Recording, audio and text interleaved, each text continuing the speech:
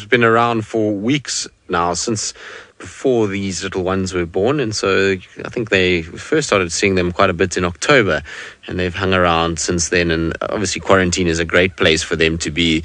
There's lots of food for them. It's nice and open, and it's the perfect habitat for a little wildebeest herd, especially when young ones are growing up. They don't want to spend too much time going through thickets and trying to risk the little ones being killed by all kinds of predators out here. And so better to be on quarantine where they can take it nice and easy and they can see what's going on. And so our wildebeest all over the place. It was actually quite funny this morning. We were sitting in the tent when we were setting it up, and it was still dark, and we just heard the thundering of hooves, and the entire wildebeest herd came past, and the babies were having the best time. They were running up and down and chasing one another, and they were just really kind of full of the joys of life. And I suppose it's after a bit of cooler weather and a bit of rain and moisture in the air. I suppose babies do get like that a little bit. They do get quite sort of playful, and you'll find they'll jump up and down and run around. It's not that energy sapping heat that we sometimes get here. So perfect weather for fairly active wildebeest, and you can see them kind of moving through and going back towards the open area. So at the moment they're heading kind of towards camp and towards where we are in the tent. They're still a little bit away, but they are on that sort of western side of quarantine coming east at the moment, which is pretty cool. And it's a nice size herd this. It's growing all the time. They did very well last year. They managed to raise quite a few of their young ones last year. There's a few impalas that are being scattered out the way, and then you've got the sort of this year's crop that have done very well as well. How many have we got there today? 1, 2, 3, 4, 5, 6. Is there only 6 today? No, there must be more. There should be 7 of them. Anyway, there might be just the 6 of them today.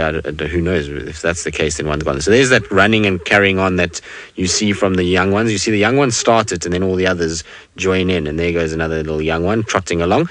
And you can see that real rocking motion that wildebeest have. It's quite amazing how they run in comparison to a lot of the other animals. Now, I apologize if there's a bit of picture breakup, because there is sometimes a little bit of a technical issue with the drone. We kind of cemented at the tent, and so sometimes it's a bit of a range issue. But anyway, I was talking about this sort of gait of a wildebeest. It's very different to a lot of the other animals.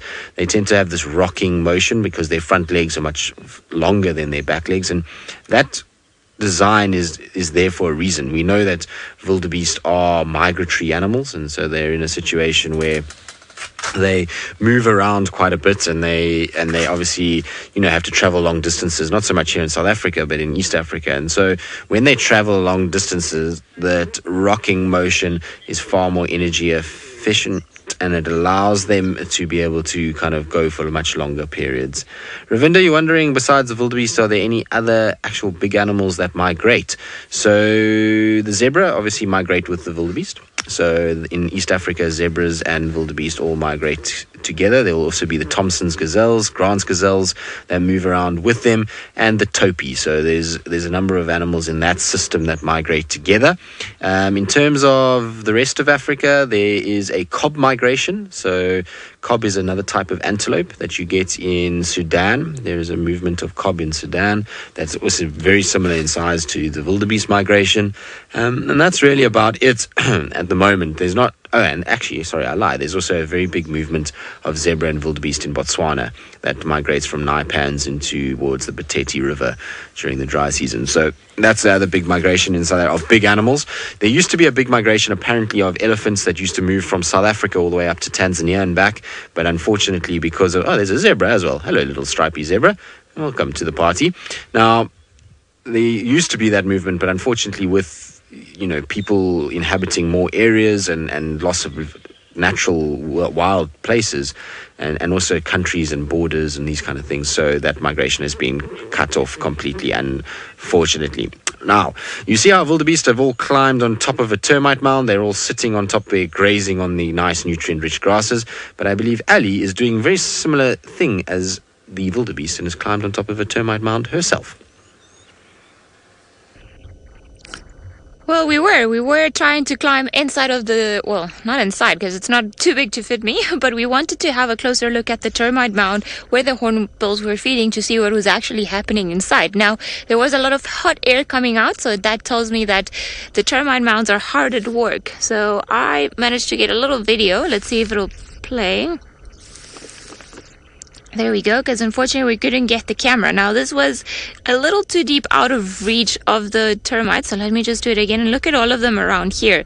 So the workers are trying to close them out. You can see that they're working here on the sides, and then there were a few soldiers also that were still around that are a little bit bigger in size. So definitely a lot of commotion going inside of the termite mound, which just proves that sometimes there's a lot going down the surface of the earth that we don't necessarily look. So it was a very interesting sighting indeed, and it's definitely an idea perhaps when we can manage to go on a walk, weather depending, just to go and have a look at those termite mounds, because we know now that that's an active termite mound. And it was funny because it is a little bit cold, and as soon as I got into the termite mound, this nice hot air came up to my face. It was very nice to warm me up for a little while. They're definitely all around moving, and perhaps it feels a little warmer because there are millions and millions of little termites moving at the same time, so that also will cause some heat. But it seems like the hornbills have now finished it, and I think that what the termites are trying to do is, so the top part where the hornbill was feeding, they're trying to close it a little, I would say halfway there, to prevent some of the hot air from going out, but also probably from the hornbills to carry on going down and breaking it. Because the hornbills had a little bit of mud on the top of their beaks, so I'm sure they were destroying the parts that the workers were trying to build to try and prevent the heat from going out. Well, it was a very little interesting sighting, that one. Always nice to see the...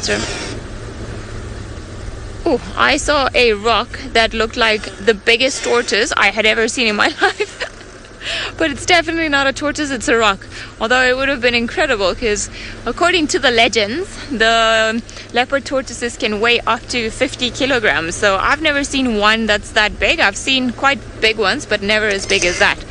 Well, I got very excited there for a second that we were going to have a massive tortoise, but it doesn't seem to be the case. It was just a rock. Now, I haven't finished checking all the roads on the western side, so I'm hoping there will be signs for anything over there. The problem at this, or after this type of rain, is that the road is so hard that even if we had a few tracks, probably were washed away. But I'm not losing hope. Maybe there will be something down here. And I think we've had quite an interesting morning with the elephants and the hornbills and looking at everything from the sky and the frogs, and I might need to sneeze soon. Okay, seems like maybe everything is under control. Alright, I'm hoping we'll bump into more elephants on this side of the road. It seems like there are a lot of breeding herds around, and it's always wonderful to spend time with the little ones and seeing what they get up to. I enjoy spending time with elephants. Now, are these tracks? Nope, nothing to worry about, so I think we're just going to carry on down this road, and perhaps we'll be able to find a living creature. Doesn't seem like we're being that lucky for now. And I wonder, we've had a few squirrels alarm calling here and there, but every time we've gone and checked, it's mostly because there's an eagle in the distance that flies away as soon as we spot it, or we just cannot find the squirrel. Ooh, seems like we're hitting the elephant jackpot this morning. I think I see another one up ahead. Hello, elephant. Yes, indeed. Hello. Crossing the road. Where's the rest of your herd? Now, this is a female as well, as we could see quickly before she went behind the bushes. So if she's here, I would imagine that there are more elephants somewhere in the vicinity, because normally the females won't be by themselves. It's the males that you, more often than not, that you see hanging out with only their shadow. Yep. Alright, let me go a little bit further, see if perhaps we can scan the area around us and we'll be able to spot some more elephants. Now, today would be the wrong day, definitely, to go for a round on quarantine, because elephants are everywhere. And I think they're going to continue dominating the quarantine area while the marula season is still here. Now, I see more elephants far in the distance, so she's definitely part of a herd. Hello, girl. Right. Seems like Byron may have changed his plans, so let's head over to him while we try and find the rest of the herd.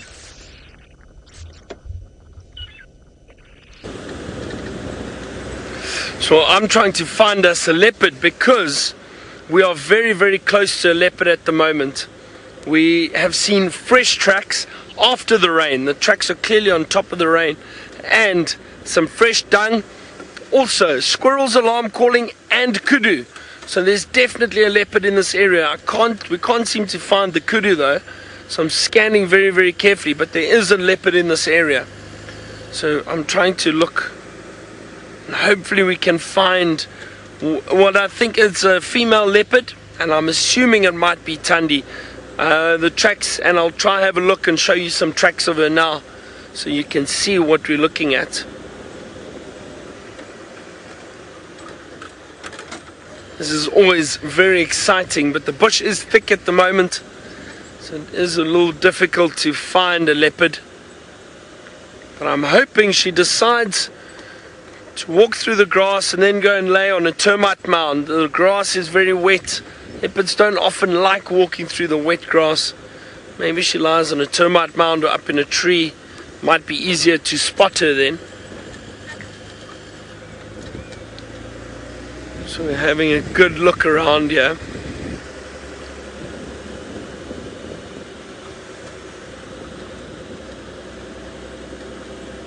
I'd love to find a leopard this morning.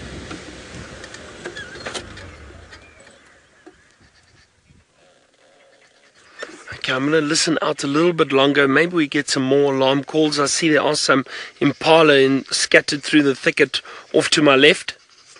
Okay, let's head back to Ali quickly and see if she's going to find any more elephant, and I'll see if we have any luck with the leopard. We have found some more elephants. Hey, that was very rude of you. I was here first, let me tell you. Now, we already know what this youngster thinks of us. I was here first. He only arrived later. And he's probably not too impressed with the fact that we are here or that we are too close to the marulas. Maybe they get a little bit protective of marulas. But more than anything, I believe it was just to show off, just like the little one was doing earlier on, as young boys tend to be quite boisterous and they always have to make a scene out of everything and just prove that they're the biggest guys around. I do believe that this is the youngster of the female that we were looking at, and as we said earlier, there are more and more elephants in the back, so I'm trying to think of what's actually the best way to view them again. Is there a stump behind us there? No? Alright, so I'm going to reverse. Perhaps that'll be good enough for us to have another look of these guys, because they are the ones that are more in the open bush. The rest of them are a little bit too complicated. Hey, young boy. Are you going to allow us to have a look at what you're getting onto? It seems like there's a bit of dust bathing going on. Maybe he wants to get a herb hat. No, you're fine. Now you can see he's of a lighter color on top of his back, and I apologize for the pole and the antenna. Just he's choosing all the wrong spots for us to be able to film him. But I think the mother is going to come now a little bit more into the open, which might be easier for us to view. They're also going non-stop feeding. And it could be that these two are related to the other one that we saw earlier on with the calf that was walking next to it. They're not too far from each other, so there's a good possibility that that's the case.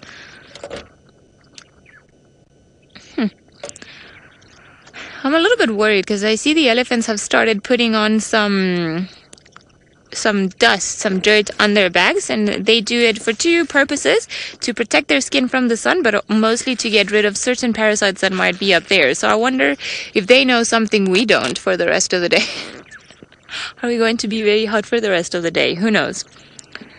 Now, although this view is quite unique, we would really appreciate it if you showed us your trunk and not just your bottom. Nope. That's exactly where she's going. Must be a lot of annoying ticks and flies for her to be swatting her tail so hard. Now, I don't want to reverse from where we are, because that would put us in between mother and calf, and don't really want to do that to either one of them. So I think perhaps what we're going to do is leave these two elephants to their breakfast and carry on down the road. It gets a little bit more open, so I wonder if perhaps we'll be able to get a few more over there.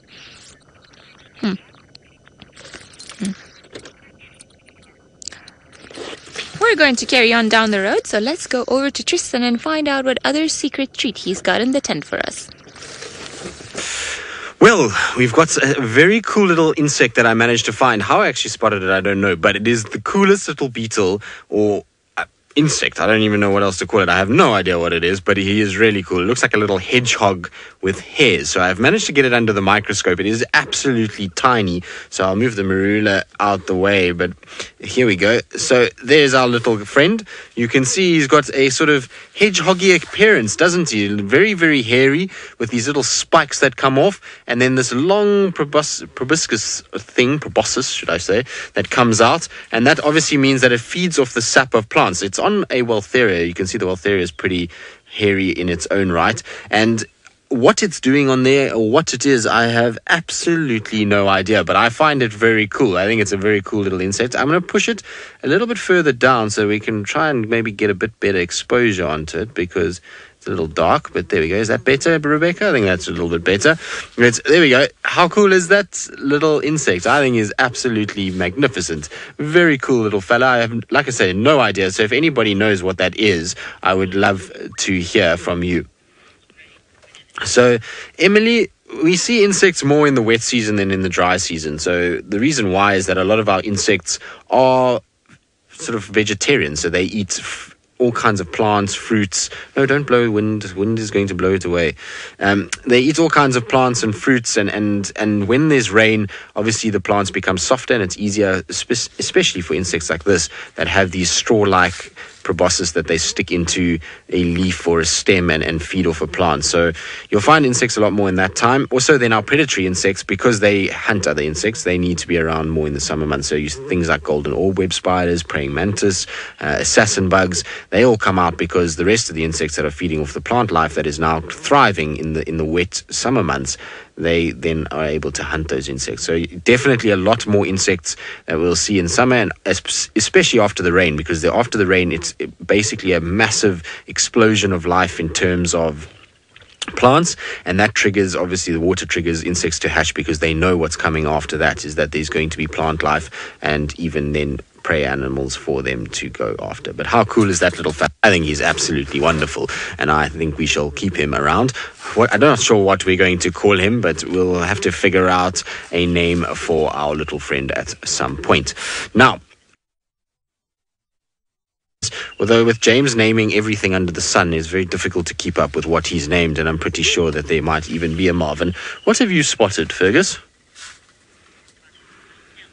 Oh, Fergus spotted a bird, which is now flown away. Sorry, Fergus. It's flown away. Sorry, Fergus. Now, the other thing that we've been scrounging around, so I was just kind of taking a walk around just to check what's outside of the tent. We found a very cool leaf. Now, we've done this before in the tent, and it's something that we have spoken about and seen before, but I thought I'd just readdress it, especially because a lot of you haven't seen these before, and I've got my marula here to show you what I'm talking about. But this little leaf over here is from a very cool tree called a sandpaper raisin. Now, it gets its name sandpaper raisin because of its ability to basically act like sandpaper. So it's got a very rough texture to it, which I will be able to demonstrate by, I will scrape it close to my hat. Can you hear that? So very, very rough, and you can actually take off and sand things like any other piece of sandpaper. So if you take this marula, for example, and I rub it, now it won't look like much has been happening to the marula, but when I show you the actual leaf, you'll see what I mean. Now, if I take the leaf and have a look, there's the skin of the marula being sandpapered off of the marula itself. So that white residue, which wasn't there before, is actually the skin of the marula that's being taken off, and that's because of those little gritty sort of growths that are on this leaf. It is an amazing thing to see, and I've actually sandpapered an entire rifle stock just using these leaves, just out of an experiment, and also because somebody said that I couldn't do it. So being like Brent and myself, we are so competitive that when people say we can't do something, we try and do it as best we can. And so it works just like any other sandpaper. It's pretty incredible how much of that skin it took off in just a few small little kind of rubs on the marula fruit itself. Now, I'm not going to do too much of the marula fruit because soon I will end up with juice all over the place. And as we said earlier, we don't want to leave a sticky tent behind for whoever uses it next. But very, very cool little plants. I actually want to put it under the microscope just now and see if we can see what those little things look like. And if, should we do it now, Rebecca? Okay, but I don't want to disturb Marvin the Mysterious. Let's put Marvin the Mysterious somewhere else. Marvin the Mysterious, you go sit on the marula fruit for a while. There we go. Excellent.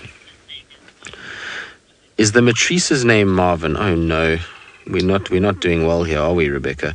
Okay, now Tony the Droney. Is that what it's called, Fergus? Fergus calls it Tony the Droney, Rebecca. All right, so there we go. It's under the microscope now, and so what you can see is all of the bits of marula that have been shaved off. What you can't really see, I don't really see those little bumps that are on the leaf itself, but clearly there's an indication that bits of marula were taken. And actually, if you look around where the clumps of white are, you'll see almost little lightish sections that look like little ridges. It's very difficult to see. I'm going to try and see if I can use a grass stalk and poke at it, but I mean, it's very, very little. So here's my grass stalk. So maybe somewhere, I'm trying to see a nice clear one for you guys. It's quite difficult because I can't see it with the naked eye. I've got to try and sort of figure it out with the microscope, which looks a lot easier. So there at the end of the grass stalk, you see there's a little lighter coloration and a bit of white around it. So those seem to be the little bumps that are on this piece of leaf, and those are probably where the rough textures are. And it's amazing because I would expect us to see a lot more ridging in this. Maybe if we turn the leaf a little bit, Rebecca, let's see if we turn it and give it a bit more depth in terms of its sideways. Now I'm going to try and just lift this microscope up a bit so you can come back to me if you want to. Hold on. It's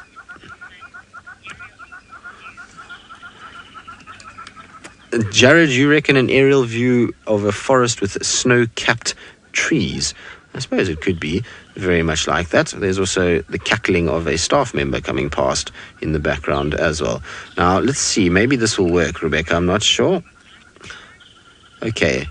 So, now, the focus area is obviously very difficult on this, but what I want you to look for is the little brown, almost stone-like appearances. Now, I'm trying to hold the leaf, so I apologize if it's a bit shaky, but the brown stone-like appearances in the focus section, let's try and push it in a little bit and see. Maybe that will help. There we go. That helps a bit. Those are the little ridges that we're talking about. So very difficult to actually see them, but they are there, and they almost look like little pebbles in amongst the trees. So maybe little rocky boulders that are in amongst the trees with the snowy dusting that Jared is talking about. Right, I'm not going to stop holding it, and I think we're going to stop using the microscope before I make everybody sick from movement and the way that that leaf was moving. But how cool is that, just to show you how well it actually works and how much debris comes off just from buffing a marula with a leaf. Quite amazing, if you ask me. Right. I think we should, Rebecca. So Rebecca says, should we go across to Byron and see if he's got any update on Tandy? Well, I don't know why she said Tandy, but anyway, let's send you to Byron and see. Hopefully he finds her. I'm really looking forward to catching up with her and seeing how she's doing.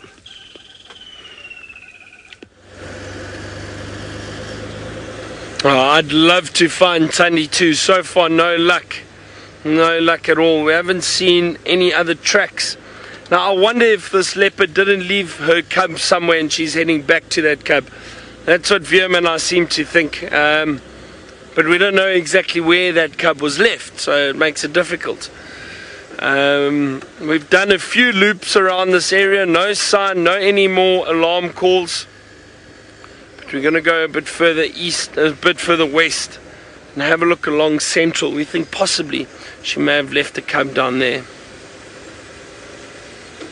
What do you want to go down here, Viam? Central's further up. Let's... Yeah, no, we'll go the other one rather. But it's exciting. You never know. This leopard could pop out at any time. And just having a really, really good look. The bush is so thick, but we've managed to spot some steenbok already. We've managed to spot a duiker. Just no leopard yet. Not yet.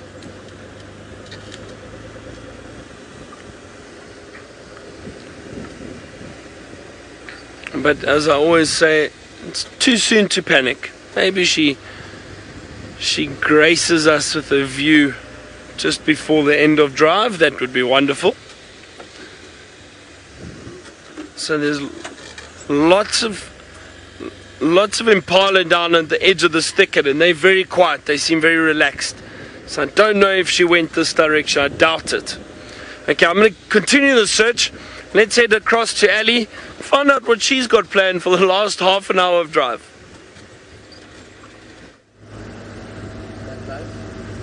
Right, seems like my comms have gone a little bit funny again, and I think it's just because the area that I'm in. So I'm going to definitely move away from this particular hope in the hopes that everything will be sorted. We did manage to see more elephants, and however, they were a little bit too far into the bushes, and it wasn't great visual. So we've decided to abandon them because we've been very lucky with the elephants today, and perhaps go and check some of the water holes all around the area. Now, I have a feeling that Byron might not be too far away, so I don't want to really head into the area that he's working, just so that we don't disturb any possibilities. I am not getting any comms.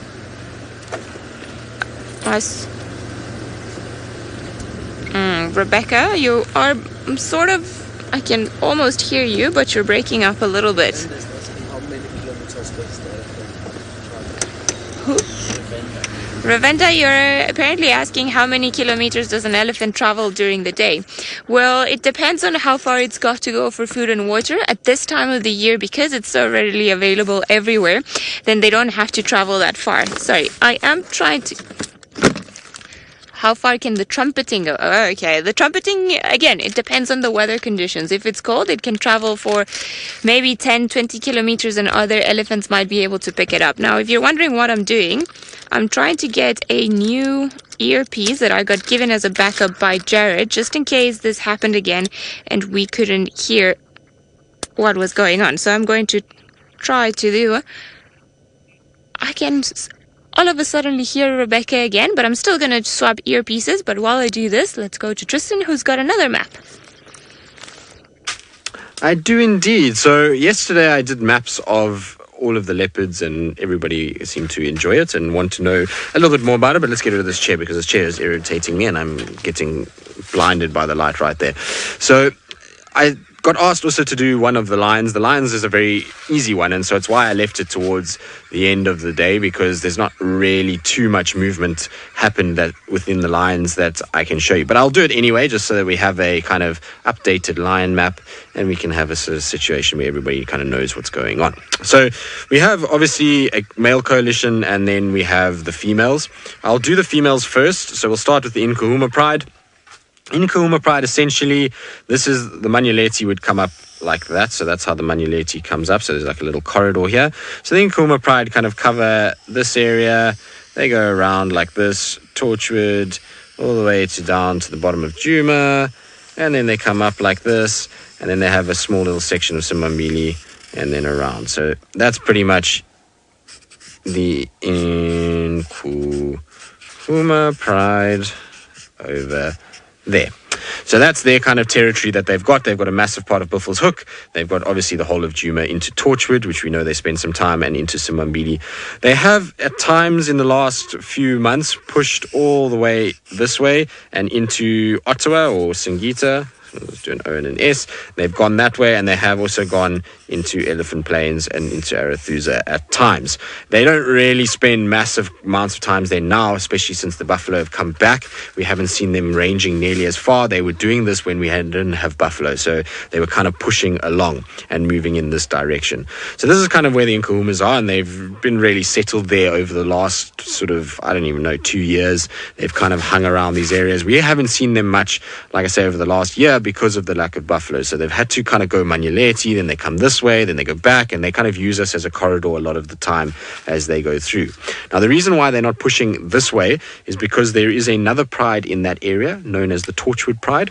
So the Torchwood Pride effectively are controlling this whole section all the way down to Nkoro and up through there. So that's all Torchwood.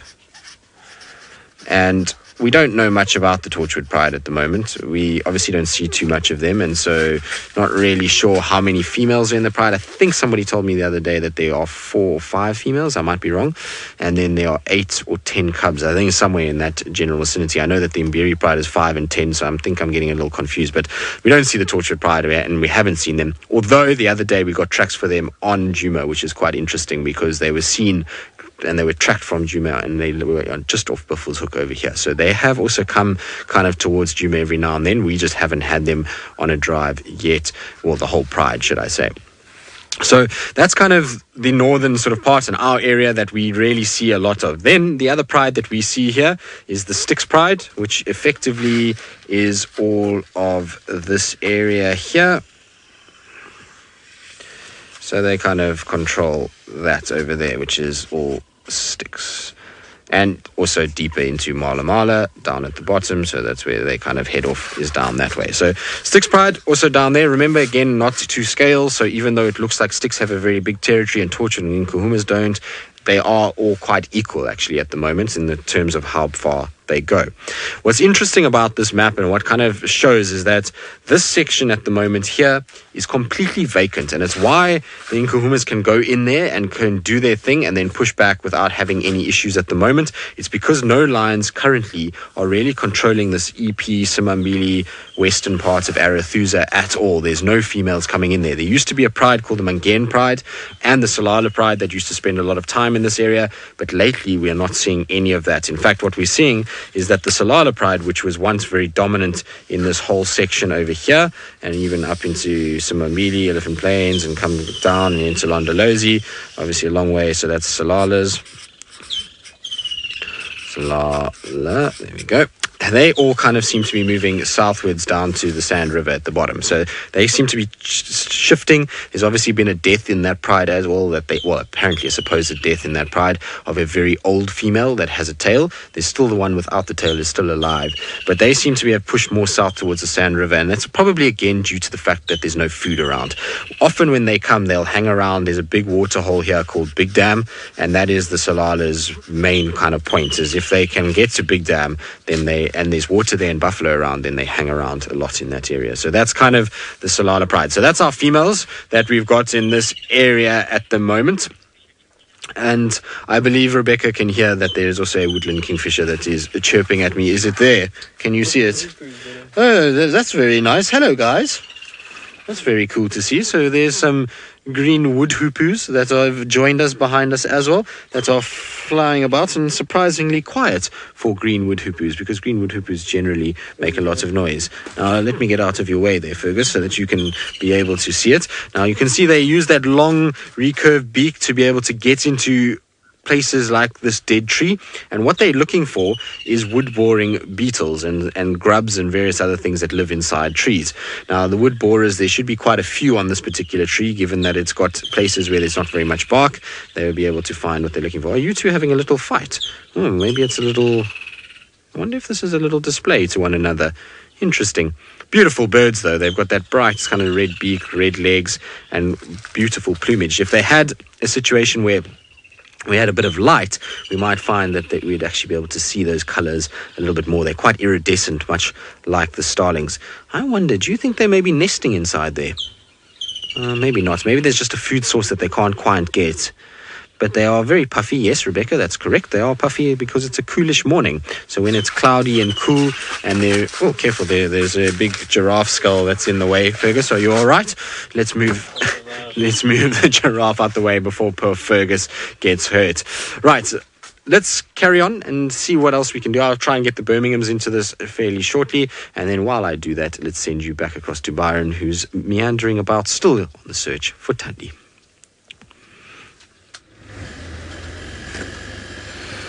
I am indeed, Tristan. I'm looking very, very hard, but we've had no luck, no sign of this leopard at all. No further sign.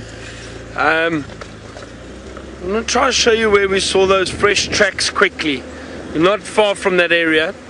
And we might actually just take a drive through this block and have a look. It's unusual for a leopard to go wandering through a thick block when it is quite wet like this. It's not to say they'll never do it, but they generally don't enjoy it that much. I was hoping we'd see her lying on the road somewhere, or on a termite mound. Let's just have a look further up, and then we might cut into the block. Let's try to show you those fresh tracks you saw. But I'm going to be scanning, myself and VM are both scanning very, very carefully. It's further heavier, yeah.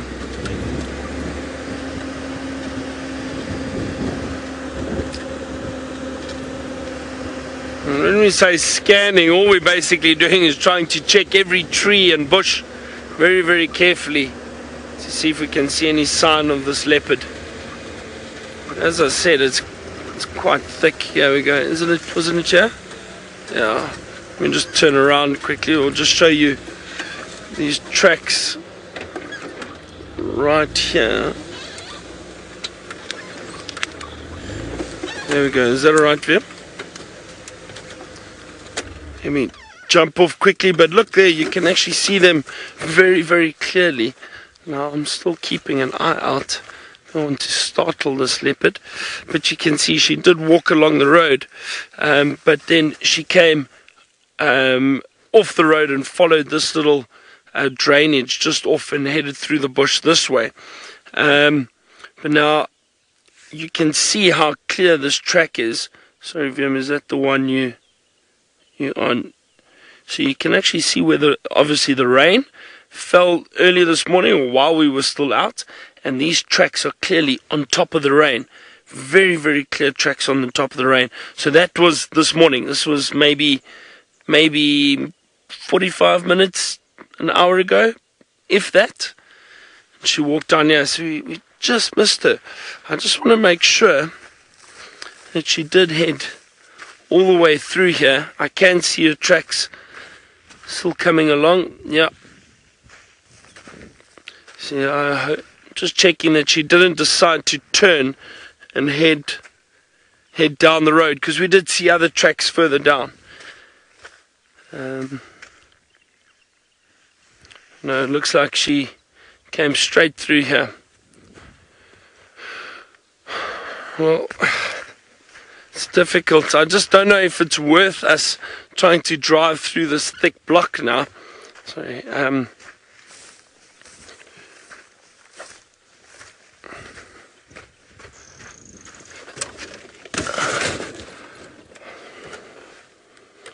It's always tough. And we heard squirrels alarm calling not too far from here, and we had a look in that area but didn't see anything. Okay.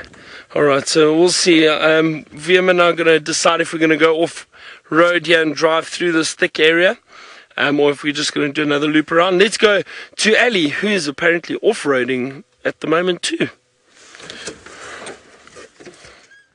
We were off-roading, and it seems like in the way we picked up this friend of ours, which looks like a house gecko to me, a thick-toed gecko.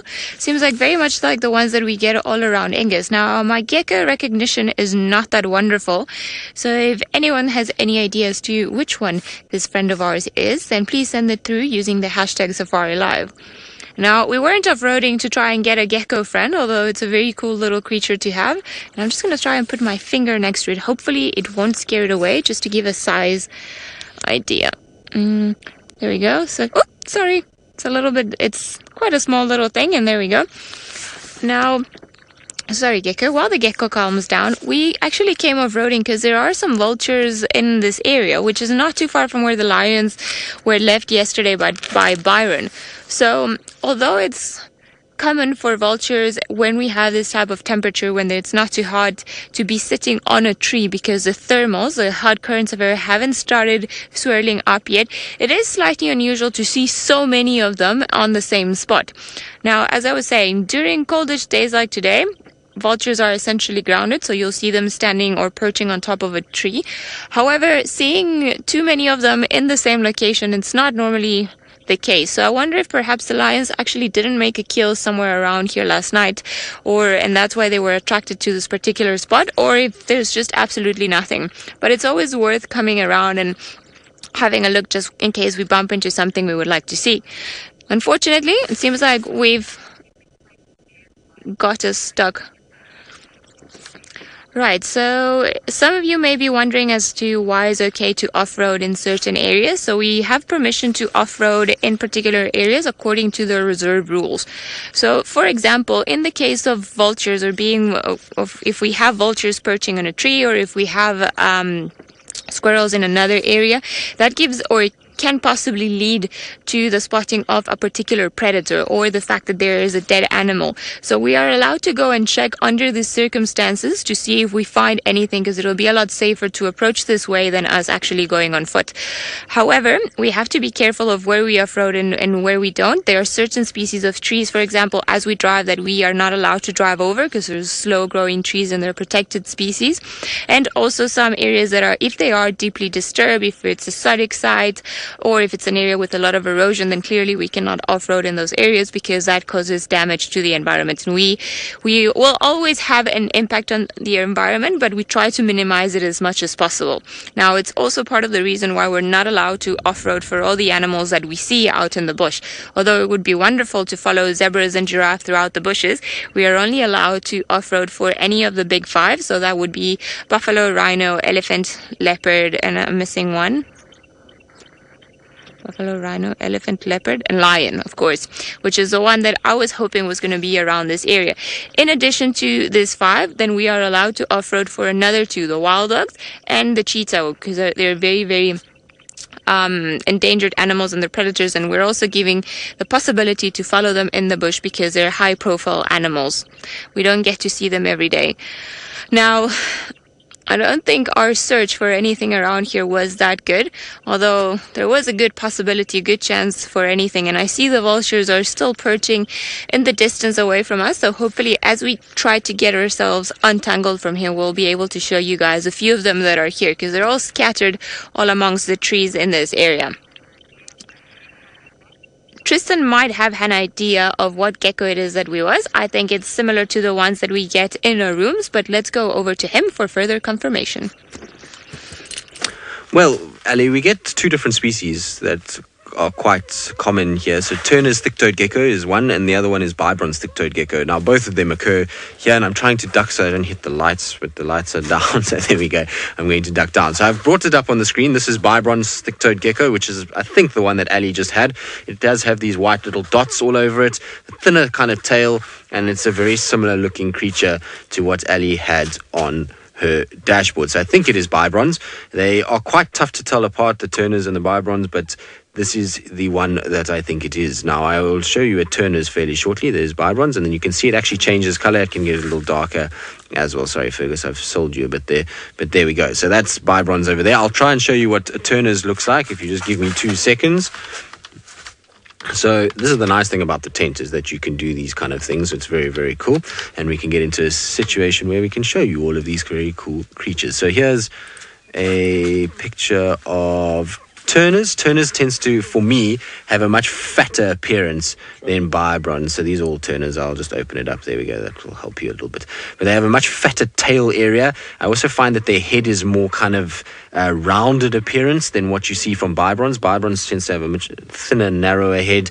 And these guys also, in our area, tend to be a lot darker. We seem to find them a lot at Ingas, and they are black in coloration with these white little dots on them. But it's difficult with the two of them. Like I say, they are very close. The Turners does get a little bit bigger than the Bibrons, though, and so it probably, in all likelihood, was a Bibrons, but I'm not 100% sure. Anyway, back to our map. We'll just finish this off quickly because I said that I'd add in the Birminghams. There's one other pride that I need to mention before we go anywhere, which is the Kumbula pride, or Ntsevu pride, which is down here at the bottom, and they're in Mala Mala, so we'll just call them Kumbula from now. They've got 2 names because they were named by Mala Mala and Londolozi separately, so I'll just do I think it's in Cebu. I think that's what it was. Anyway, so that's an important part of this whole process, that pride, because what I'm going to describe to you next is what is happening and why the Birmingham males are around and moving, and why we're not seeing much of Mfumo. Because I know a lot of you are all thinking that Mfumo has left the Birmingham coalition and that we don't see him and that he might not be around and that he might be dead. We're just going to address all of that very quickly. The Birmingham males currently, this is what they are controlling. So I know I'm using green, which is the same as the Torchwood, but if essentially the Birminghams are all of this.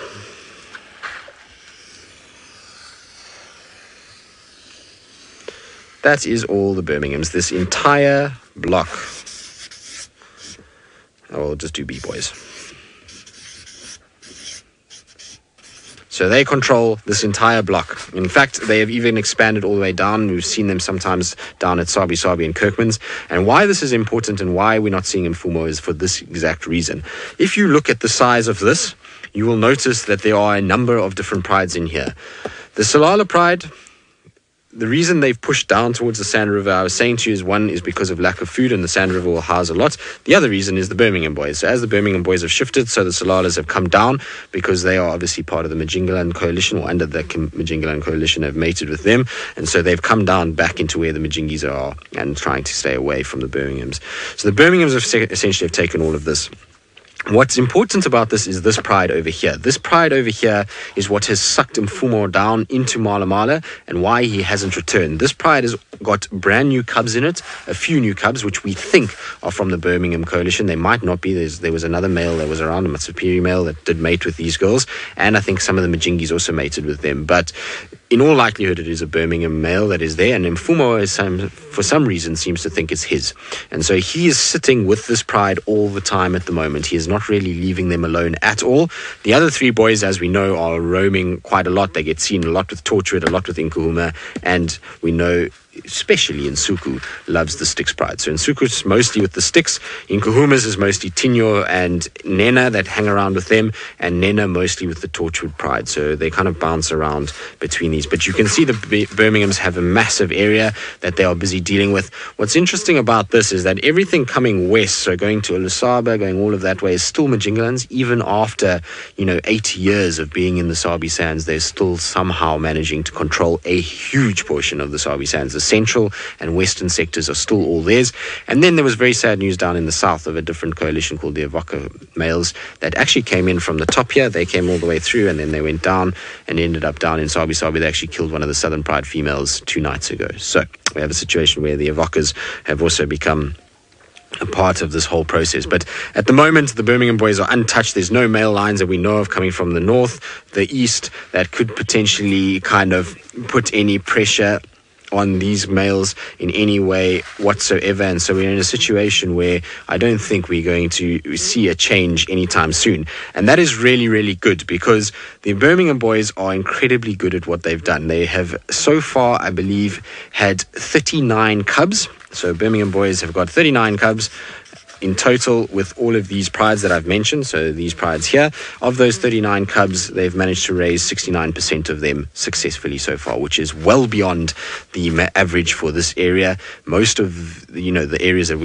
the Sabi Sands, the average sort of survival rate for cubs is around 30% when the coalitions are around like this. So for them to have almost 70% survival rate in their cubs is absolutely phenomenal. And because they're so young, it really bodes well for the growing of all of the prides that they are encompassing at the moment. It hopefully means that we're going to see all of these prides being very, very successful and having a situation where they're all going to try and produce more cubs and hopefully raise these prides and get the numbers up. Right. That's it. That's the Lions of Juma. Hopefully that's answered a few questions that you may have had. And so while we contemplate what else we're going to find in the tent to finish up this morning, let's send you back across to Byron for hopefully a last-minute leopard. Oh, well, I'm hoping, but it doesn't look very good for us at the moment. I've had a look around, nothing yet.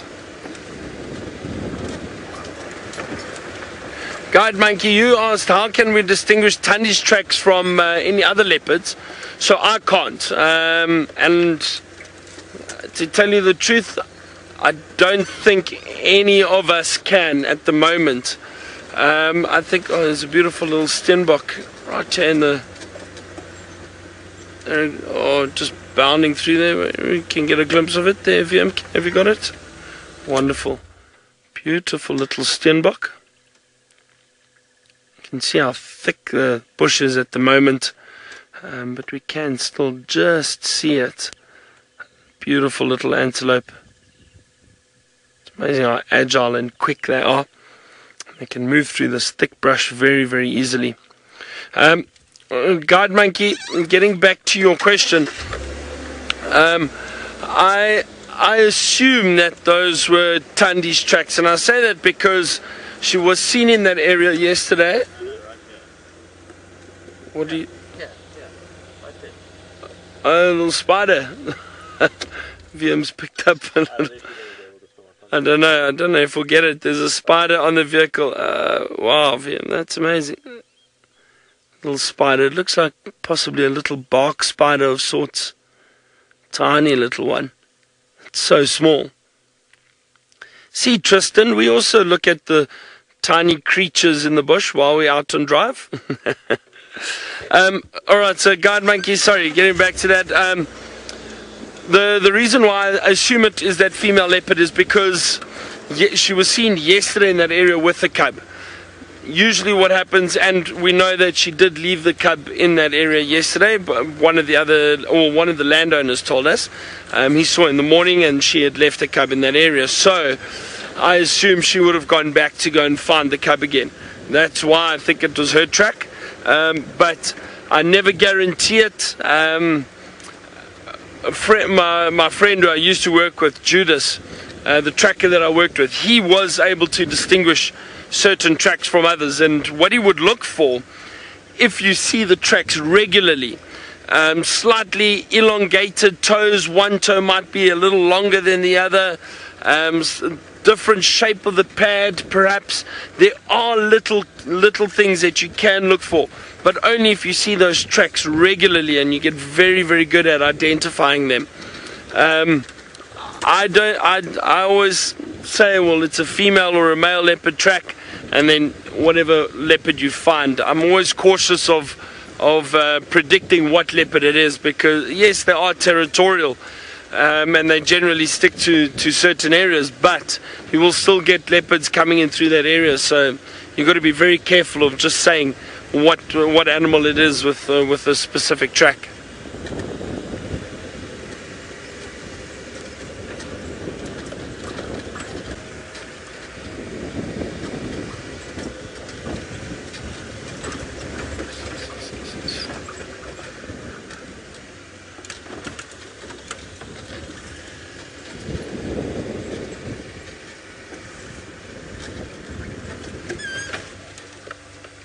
Oh, look what we've got in the road.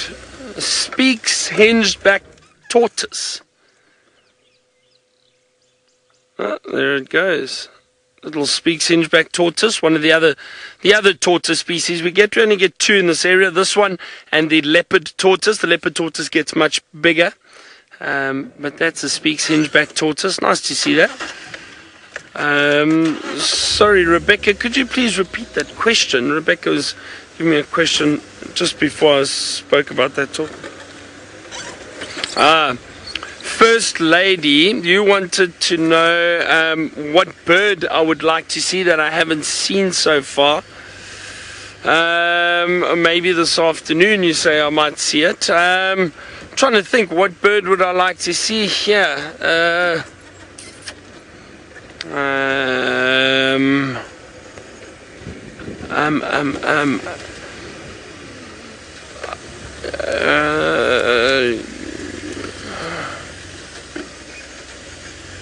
Maybe one of the owls again, just to see an owl again would be nice. Giant eagle owl, haven't seen one of the giant eagle owls for quite some time. That would be nice to see again. I think most of the birds in this area I have seen, and the ones that we would see around here at the moment.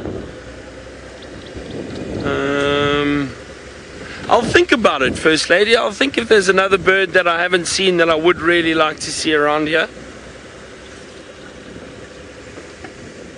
I've been doing a lot of birding in other areas. I've been up in Botswana recently. I think I mentioned to you, birding there, some different birds. Some are quite similar, but there are different birds up in that area. And then and I was in the Kalahari a few weeks ago too, also very different for birding, very dry, semi-arid conditions, so the bird life is quite different there. A lot of larks. Now I got to see an aardvark again, which I was so excited about, and it was we were quite lucky, because I'm just thinking of the different areas, and you know, we see aardvark tracks here at times, but we've never seen one. Very difficult to see them. Strictly nocturnal, or mainly nocturnal, not strictly, mainly nocturnal. And we happened to see one on our early morning drive. As we went out, it had rained the night before, and I think that also helps with aardvark activity. A lot more termites and ants that they feed on. So this aardvark was still wandering around, was really cool in the morning, and we got to see it. So that was a really nice surprise.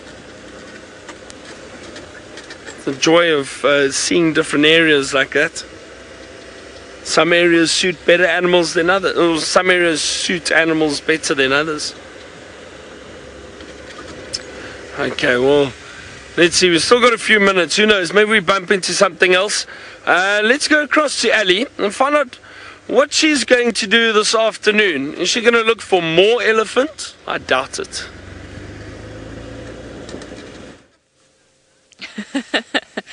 Well, I think we have been very lucky this morning with all the elephants that we've seen. So perhaps we would swap it around in the afternoon and hope for cats. We have been looking for signs of them everywhere, and I felt that the vultures being there could have been a real possibility, but unfortunately, no tracks. Now, having said this, we're hoping.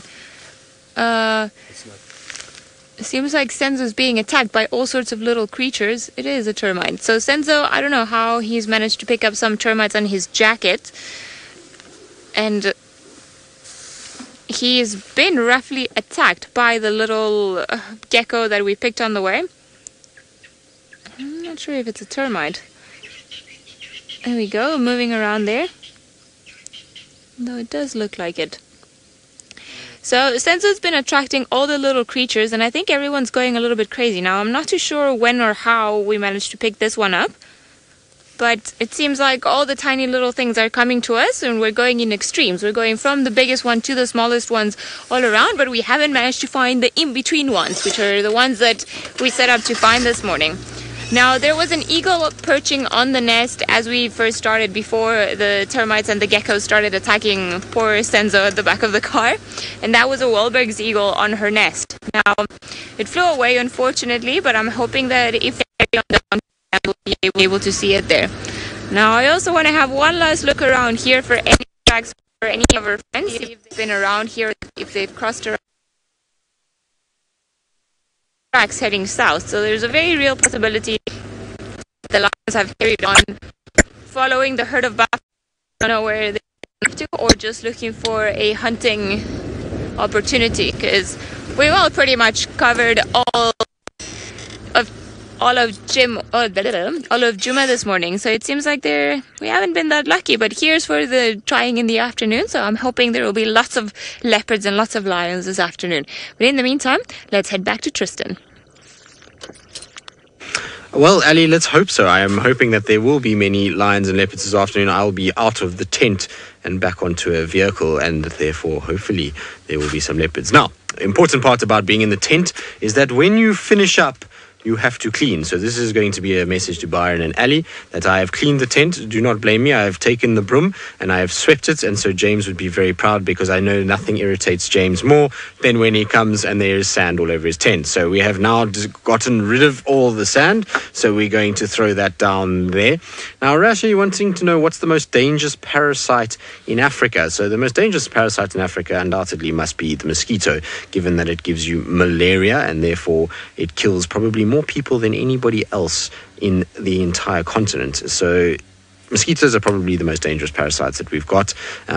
Ticks are obviously a parasite that can be potentially dangerous. There's a parasite called bilharzia that you can pick up as well. And there's probably all kinds of weird parasites in the jungles of Africa that are probably quite nasty as well. But mosquitoes are essentially probably the worst of them all in terms of what goes on. There's also tsetse fly and, those kind of things as well. Right. Well, we're going to send you up into the sky right now, because the drone is out and about, and it is just checking around in quarantine. There's a beautiful dead tree that is in quarantine, and Ferg is just kind of dwindling about there and having a little view of what's going on. It would have been so nice if we had one of our eagles in that tree. It would have been nice for a little Wahlbergs to sit in there, or maybe potentially some of the rollers or something. It's a nice tree. It's made perfectly for a raptor of some sort to go in there, and so it's just on the edge of where we are in the tent here, and it's always a nice feature of looking out from the tent as you see that dead tree. Very, very cool. And Ferg is slowly going to take us higher and higher, I suppose, as we go up and just kind of have a last look at the Juma landscape. There's the DRC sign, which is always a important part. It helps everybody find where we stay. And there we go. So there's quarantine. Ellie's seem to have moved off. Wildebeest are around. There is also a vehicle returning. Who that is, I'm not quite sure. Maybe Byron or Ellie. But it's that time of the day where everyone is going to be starting to head back towards Juma camp for Amanda's breakfast. It was Amanda's birthday yesterday, so we had a nice dinner that was cooked by Kirsty. And so from Ali, myself and Byron and Rebecca and FC and all the cam ops, it's been an absolute pleasure. I hope that you've thoroughly enjoyed the morning, and we'll see you this afternoon on the Sunset Safari.